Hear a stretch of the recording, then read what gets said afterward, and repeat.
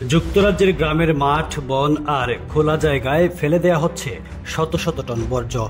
বাইরে থেকে দেখে সাধারণ কাজের লোক মনে হলেও আসলে তারা বড় এক প্রতারণা চক্রের সদস্য। টাকা নিয়ে বাড়ি থেকে আবর্জনা সংগ্রহ করে, কিন্তু সেগুলো নেয় না কোনো বৈধ ডাম্পিং সাইটে, বরং ফেলে দেয় গ্রামের ভিতর বন বা কৃষি জমিতে। একজন গ্রাহক ৩০০ পাউন্ড দিয়ে যার কাছে আবর্জনা সরানোর কাজ দিয়েছিলেন, পরে তার নিজের জিনিসই খুঁজে পান মাঠে ফেলে রাখা অবস্থায়। Running a restaurant? Currywalla Media. Let's make your food famous with stunning photos, mouth-watering videos, and scroll-stopping social media. সরকার বলছে এই অপরাধে বছরে দেশের ক্ষতি প্রায় ১ মিলিয়ন পাউন্ড, কিন্তু শাস্তি প্রায় নেই বললেই চলে।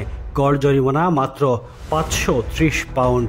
বিশেষজ্ঞরা বলছেন এত কম শাস্তিতে অপরাধীরা বরং উৎসাহ পায়, তাই কড়া নজরদারি আর কঠিন শাস্তি হতে পারে একমাত্র সমাধান। Desk news, UK Bangla live.